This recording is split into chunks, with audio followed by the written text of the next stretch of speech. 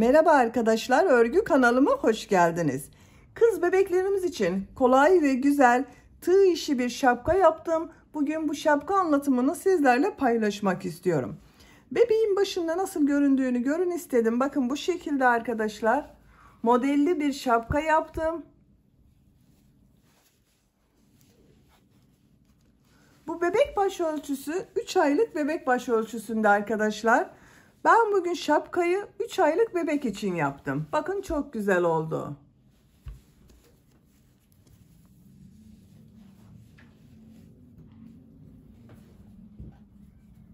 Görüntüsü de bu şekilde. Şapka örgüsüne buradan sihirli halka yaparak başlıyoruz.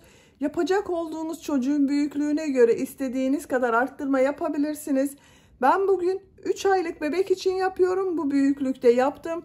Siz yeni doğan bebek için yapıyorsanız bir sıra eksik yapabilirsiniz. 6-12 ay arası bebek için yapıyorsanız bu arttırma sırasını benim yaptığımdan bir sıra fazla yapabilirsiniz. 2 sıra fazla arttırma sırası yaparsanız 1-2 yaş arası çocuklarınız için olur. Model de çok kolay bakın. Ben bu şapkayı bir bebek elbisesi yaptım. Bakın bu şekilde güzel bebek elbisesi yaptım. Buna takım olarak yaptım arkadaşlar. Siz de bunun gibi güzel bir takım yapmak isterseniz bu elbise anlatımını ben yaptım. YouTube kanalıma yükledim. Bu elbisenin olduğu YouTube linkini izlediğiniz bu videonun açıklama bölümüne ekliyorum. Siz o link üzerine tıklarsanız bunun gibi güzel bir bebek takımı yapabilirsiniz. Elbise ve şapkadan oluşan. Biz bugün bu güzel ve kolay tığ işi şapka örgüsünü yapacağız. Şapka örgüsünde iplik olarak beyaz renkli iplik kullandım. Pembe renkli iplik kullandım. Siz bu şapka örgüsünü veya elbise örgüsünü istediğiniz marka iplik ve renkleri kullanarak yapabilirsiniz. Her renk iplik ile çok güzel oluyor. Tığ olarak 5 numara 3 mm tığ kullandım. Benim elim çok sıkı değil. Yaptığım örgüler yumuşak oluyor. Sizin eliniz sıkıysa 3,5-4 mm tığlarla yaparsanız çok daha güzel olur arkadaşlar. Ölçülerini videonun sonunda ölçüyorum. Oraya bakabilirsiniz. İplik tığı hazırlayalım. Hep birlikte bu kolay ve güzel tığ işi şapka örgüsüne başlayalım. Örgü kanalıma abone değilseniz abone olmayı unutmayın lütfen. Hepinize kolay gelsin. İyi çalışmalar.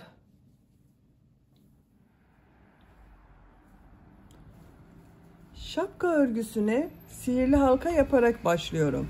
Sihirli halkayı bilmeyen arkadaşlar için gösteriyorum. Bakın yavaş gösteriyorum. Şu şekilde ipliği parmağıma doladım. Parmağımın üzerinde bulunan ilmeğe tığ takıyorum. İpliği içinden çekiyorum. Parmağımı çıkardım. Bir zincir yaptım, sağlamlaştırdım. Sihirli halkayı yaptık bakın. Bu sırada bu sihirli halka içine trabzan yapacağız. 12 trabzan yapıyoruz. 2 zincir yapıyorum. Bu 2 zincirden başka 12 trabzan yapıyoruz. 1 2 3 4 5 6 7 8 9 10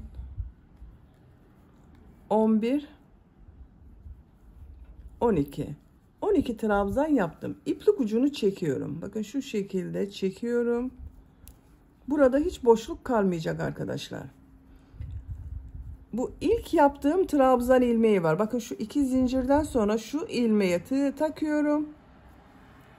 İpliği üste alıyorum. İlmek kaydırma yaparak sırayı birleştiriyorum. Sihirli halka içine 12 trabzan yaptım. İkinci sıradayım. Bu sırada arttırma yapıyorum. 2 zincir yapıyorum. Tığ üzerine iplik alıyorum. Şu ilk trabzan, bakın şu şekilde tığı boşluğa takıyorum. Trabzan yapıyorum. Çok sıkı yapmıyorum bu trabzanı.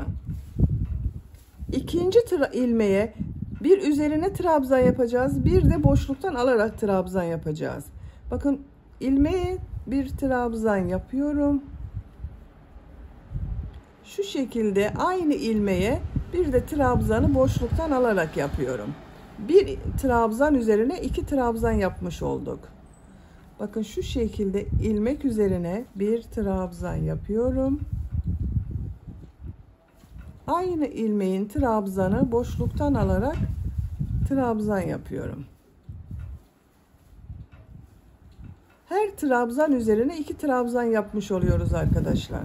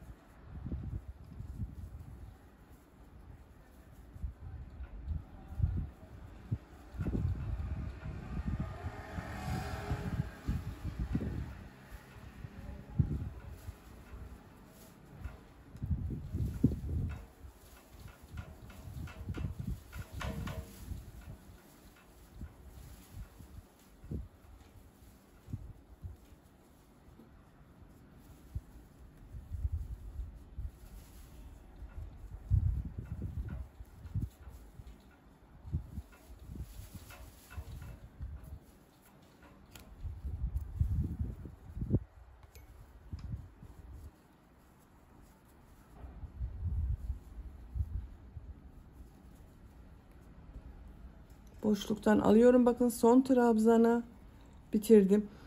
Boşluktan alarak yaptığımız trabzanları sayıyorum. Bakın daha kabarık görüntüleri var arkadaşlar. 1, 2, 3, 4, 5, 6, 7, 8, 9, 10, 11, 12 bakın kabarık görünen boşluktan aldığım trabzan var.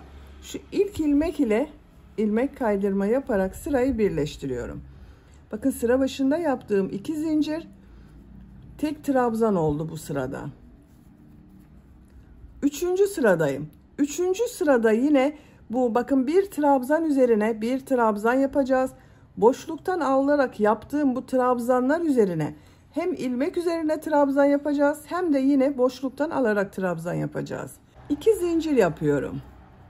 İlk trabzan bakın bu 2 zincir bir trabzan oluyor. Şu trabzanı boşluktan alıyorum, trabzan yapıyorum. Trabzan üzerine trabzan yapıyorum. Bakın boşluktan alarak yaptığım trabzana geldim. İlmeğe bir trabzan yapıyorum. Aynı trabzanı boşluktan alarak trabzan yapıyorum. Trabzan yapıyorum. Bakın bu ilmeğe trabzan yapıyorum. Aynı trabzanı bir de boşluktan alarak yapıyorum. Arada 2 düz trabzan yapmış oluyoruz. Bakın kabarık görünen trabzanlardan sonra. 2 trabzan yapıyorum. Aynı trabzan boşluktan alıyorum, trabzan yapıyorum.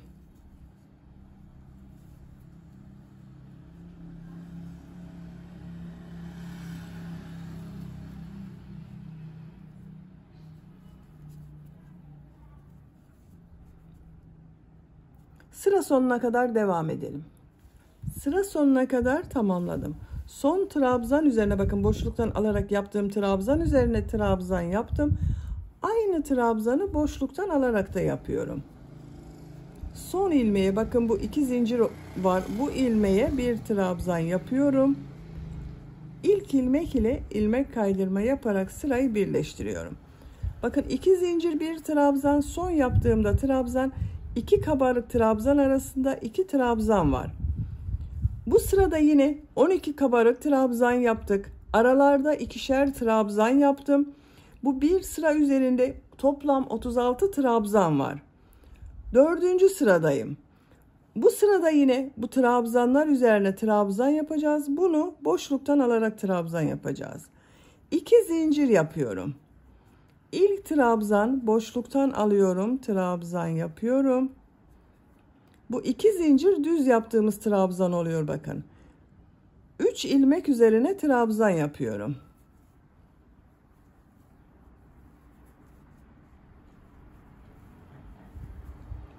Bakın bu son yaptığım trabzanı Tekrar boşluktan alarak trabzan yapıyorum. 3 trabzan yapıyorum.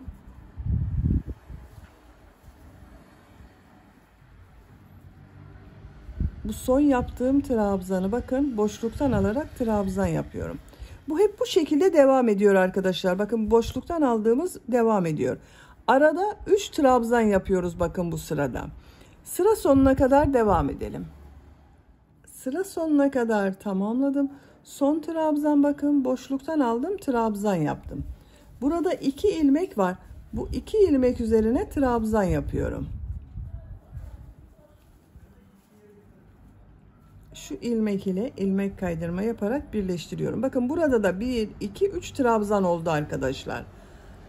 Bakın yine 12 kabarık trabzan yaptık. Arada 3'er trabzan yaptık. Bu 4. sırada bir sıra üzerinde 48 trabzan var. 5. sıradayım. 2 zincir yapıyorum. İlk trabzan boşluktan alıyorum, trabzan yapıyorum. Bakın 1, 2, 3, 4 ilmek üzerine trabzan yapıyorum.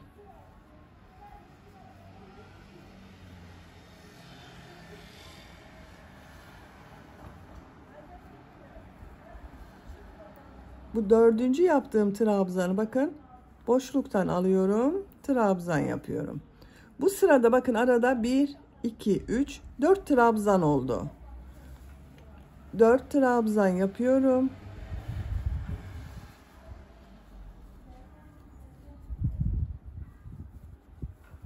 Bakın şu son yaptığımız trabzanı hem ilmek üzerine trabzan yapıyoruz arkadaşlar. Hem boşluktan alarak yapıyoruz. Bu ilmek üzerine yaptığımız trabzan arttırma oluyor. Şu şekilde bakın. Sıra sonuna kadar devam edelim. Sıra sonuna kadar yaptım. Son trabzan bakın boşluktan aldım trabzan yaptım. Burada 1, 2, 3 ilmek var. 3 ilmek üzerine trabzan yapıyorum.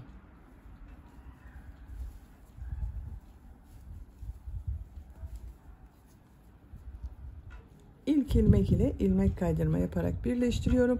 Sıra başında yaptığım 2 zincir ile birlikte bakın 1, 2, 3, 4 trabzan oldu. Bu bir sıra üzerinde 60 trabzan var. 6. sıradayım. 2 zincir yapıyorum. İlk trabzan boşluktan alıyorum, trabzan yapıyorum. 5 trabzan üzerine trabzan yapıyorum.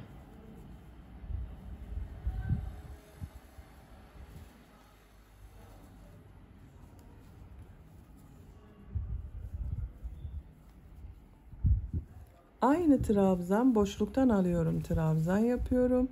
5 trabzan yapıyorum.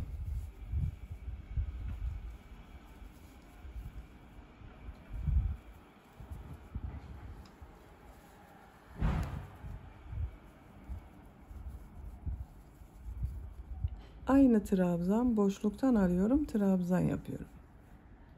Sıra sonuna kadar devam edelim. Sıra sonuna kadar tamamladım. Boşluktan alarak yaptığım trabzandan sonra bakın 1, 2, 3, 4 trabzan yaptım. İlk ilmek ile ilmek kaydırma yaparak birleştiriyorum. Şu 2 zincir ile birlikte 5 trabzan oldu. Bu sırada bakın bu boşluktan alarak yaptığımız trabzanlar arasına 5 trabzan yaptım. Siz bu şapkayı yeni doğan bebek için yapıyorsanız arttırma sırasını burada bitirebilirsiniz arkadaşlar. Ben arttırma yapmaya devam ediyorum. 7. sıradayım. 2 zincir yapıyorum.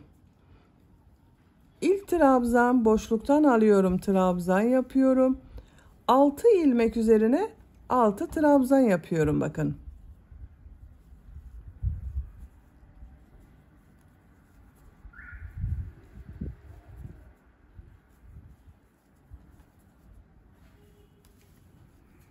Altı trabzan yaptım. Son yaptığım trabzanı boşluktan alıp trabzan yapıyorum.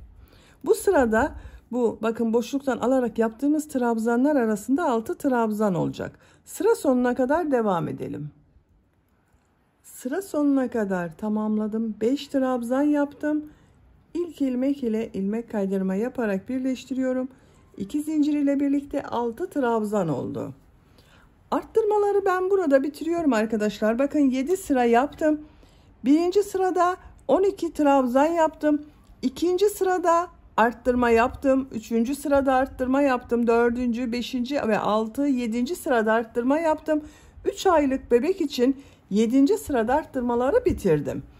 Siz bu şapkayı 6 aylık bebek için yapıyorsanız bir sıra daha arttırma sırası yapabilirsiniz.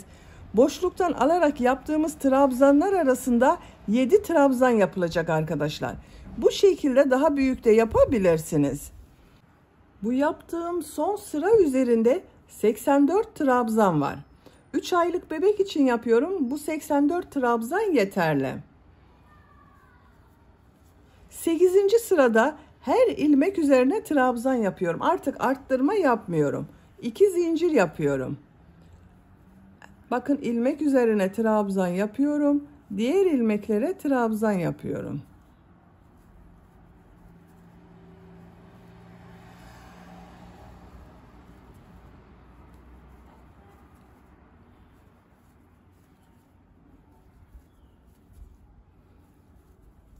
Trabzan sırası yapıyoruz arkadaşlar. Sıra sonuna kadar devam edelim. Sıra sonuna kadar tamamladım. İlk ilmek ile ilmek kaydırma yaparak birleştiriyorum. Bir sıra trabzan sırası yaptım. Arttırma yapmadım. Bu bir sıra üzerinde 84 trabzan var. Bu genişliği ölçüyorum. 14 santimetre genişlik var. Şimdi model yerleştirmeye başlıyorum. Ben pembe renkli iplik ile yapıyorum. Siz tercihinize göre beyaz renkli iplik ile devam edebilirsiniz. Burayı yaptığınız renk iplik ile veya farklı renkli iplikler kullanabilirsiniz. Ben pembe renkli yapmayı tercih ediyorum. Burada ilmek rengini pembe renkli yapıyorum. Beyaz ipliği kesmiyorum. Burada bekletiyorum arkadaşlar. Model sırasını 2 sıra pembe renkli, 2 sıra beyaz renkli yapıyorum. Daha sonraki sırada beyaz renge başlamak için beyaz renkli ipliği burada bekletiyorum. Bir zincir yaptım, sağlamlaştırdım. Aynı ilmeğe bir trabzan yapıyorum. Tığ üzerine iplik alıyorum. Burada bir ilmek atlıyorum. İkinci ilmeğe 3 trabzan, 2 zincir, 3 trabzan yapıyorum.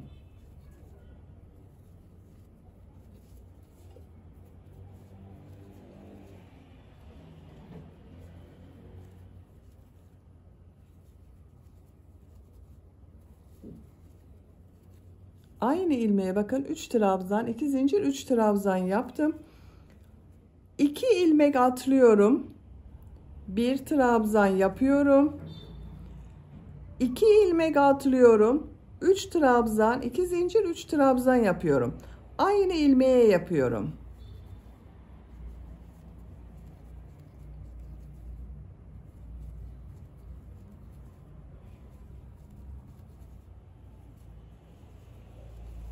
Bakın 3 trabzan, 2 zincir, 3 trabzan yaptım.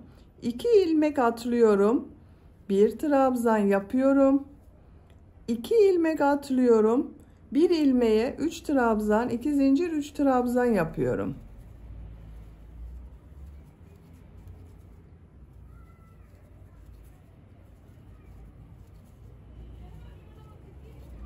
Bakın bu şekilde. Aralarda ikişer ilmek atlıyoruz. Model yaparak buraya kadar devam edelim. Bu bölümü boş bırakacağız arkadaşlar. Burası bebeğin boynuna gelecek olan yer. Buraya kadar model yaparak devam edelim.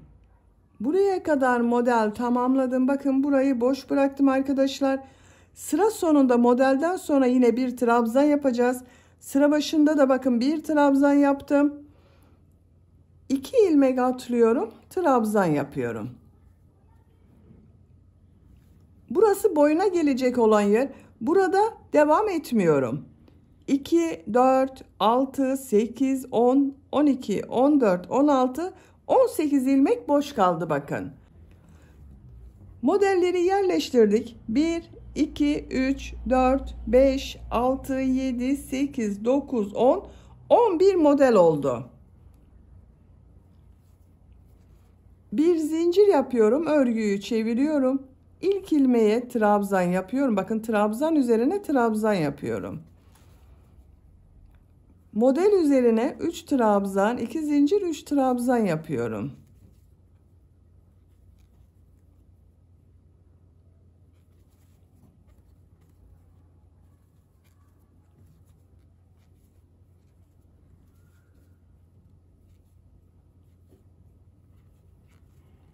3 trabzan, 2 zincir, 3 trabzan yaptım.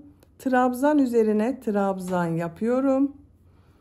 Model üzerine 3 trabzan, 2 zincir, 3 trabzan yapıyorum.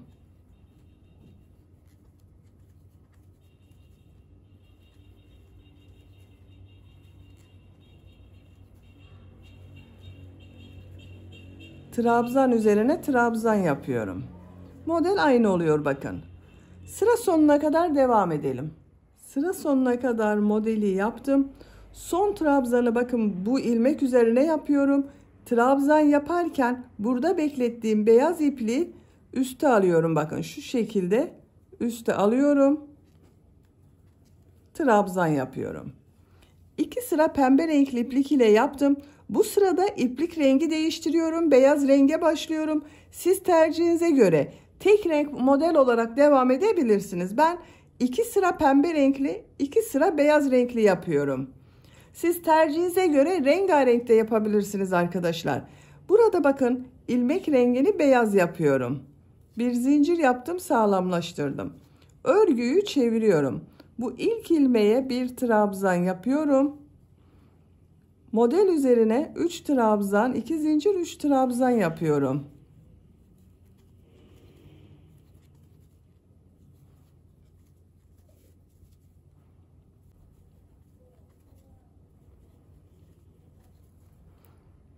Bir trabzan üzerine bir trabzan yapıyorum. Model üzerine 3 trabzan, 2 zincir, 3 trabzan yapıyorum. Sıra sonuna kadar devam edelim. Sıra sonuna kadar tamamladım. Bu ilmek üzerine bir trabzan yapıyorum. Bakın bir sıra beyaz renkli iplik ile yaptım. Görüntüsü bu şekilde oldu. Tekrar beyaz renkli iplik ile devam ediyorum. Bir zincir yapıyorum. Örgüyü çeviriyorum. Bu ilmek üzerine bir trabzan yapıyorum. Model üzerine 3 trabzan, 2 zincir, 3 trabzan yapıyorum.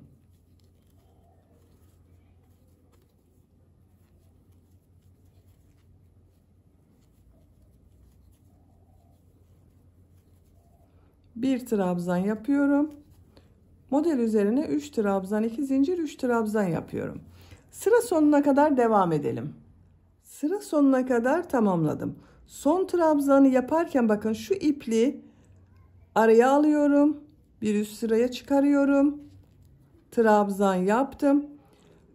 İlmek rengini pembe renkli yapıyorum. Beyaz ipliği bekletiyorum. Zincir yaptım, sağlamlaştırdım. Örgüyü çeviriyorum. Buraya bir trabzan yapıyorum pembe renkli iplik ile. Model üzerine 3 trabzan, 2 zincir, 3 trabzan yapıyorum.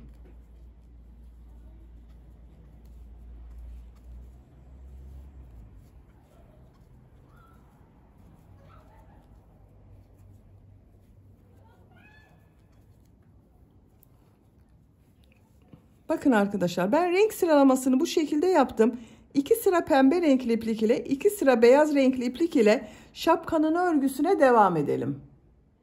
Şapka örgüsünü 10 model sırası yaptım. 1, 2, 3, 4, 5, 6, 7, 8, 9, 10.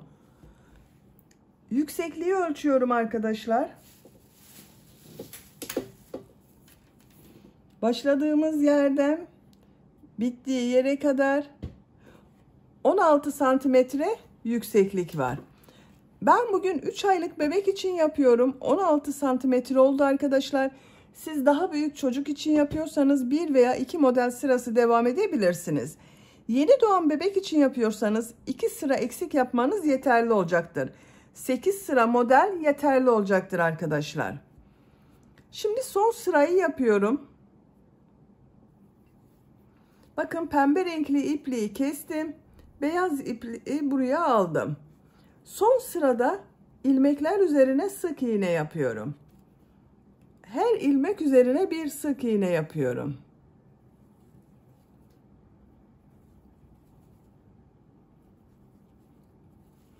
Bu 2 zincir yaptığım boşluğa 2 sık iğne yapıyorum. Diğer ilmeklere bir sık iğne yapıyorum.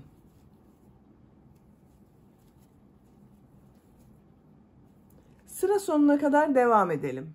Model üzerinden sık iğne yaparak sıra sonuna kadar tamamladım. Bakın görüntüsü bu şekilde oldu arkadaşlar. Şimdi boyun çevresinde sık iğne yapıyorum. Bakın şu trabzan sırasına bir sık iğne yapıyorum. Buraya bir sık iğne yapıyorum. Bu trabzan sırasına bir sık iğne yapıyorum. Bir trabzan sırasına 2 sık iğne yapıyorum. Diğer trabzan sırasına bir sık iğne yapıyorum. Güzel denk geliyor. Bakın. Buraya 2 sık iğne yapıyorum. Şu trabzan sırasına bir sık iğne yapıyorum.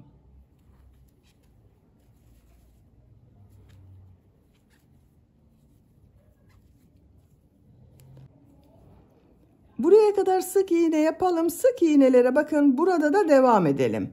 Sıra sonuna kadar tamamlayalım. Sıra sonuna kadar sık iğne yaptım. Bakın görüntüsü bu şekilde oldu. Bir sıra daha sık iğne yapacağız. Bir zincir yapıyorum. Örgüyü çeviriyorum. Sık iğne sırası yapıyoruz. Her ilmek üzerine sık iğne yapıyorum.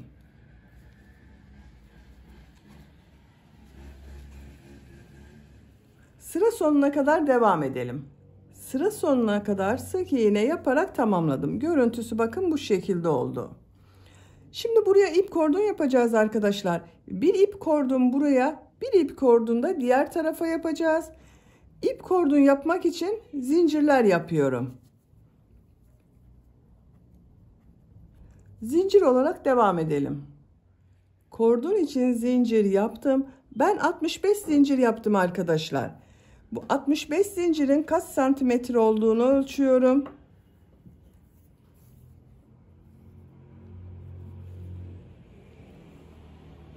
25 santimetre zincir uzunluğu var. 25 santimetre için ben 65 zincir yaptım. Sizin elinizin sıklığına göre 25 santimetre için daha az veya daha çok zincir yapmanız gerekebilir. Bu ip kordonu tercihinize göre siz ister kısa ister daha uzun yapabilirsiniz. Şimdi bu zincirler üzerine sık iğne yapıyorum. Bir ilmek atlıyorum. Sık iğne yapıyorum. Sık iğne sırası yapıyoruz.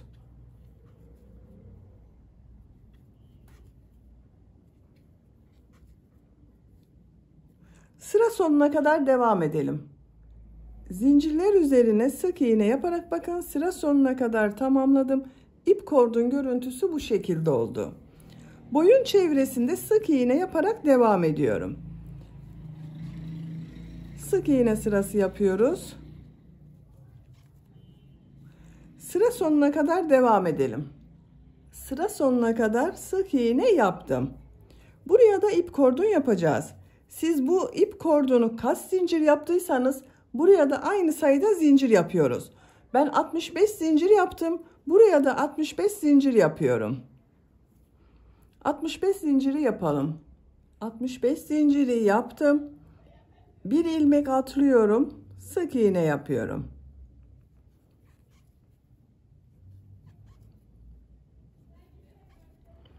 Bu kordonda yaptığımız gibi arkadaşlar. Sıra sonuna kadar devam edelim. Sıra sonuna kadar sık iğne yaptım. Son yaptığım ilmeği bakın. Burada boyun çevresinde sık iğne yaptığım sıra var. İkinci sıra ile ilmek kaydırma yaparak birleştiriyorum. İpliği kesiyorum.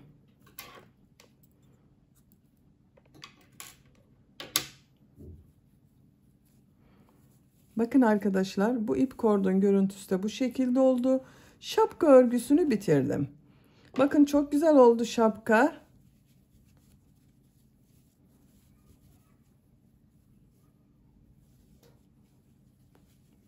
Bitmiş olarak ölçülerini söylüyorum. Başlangıçtan yüksekliği ölçüyorum. 16 santimetre. Baş genişliğini ölçüyorum. 16 santimetre. Ben bugün 3 aylık bebek baş ölçüsüne göre yaptım. Bakın bu şekilde oldu. Çok güzel oldu. Bebeğin başında duruşuna da bakalım. Bakın şu şekilde bu bebek baş ölçüsü 3 aylık bebek baş ölçüsünde arkadaşlar.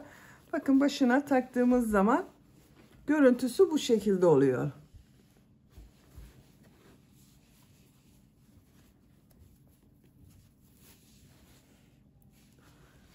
Beni dinlediğiniz ve izlediğiniz için hepinize çok teşekkür ederim.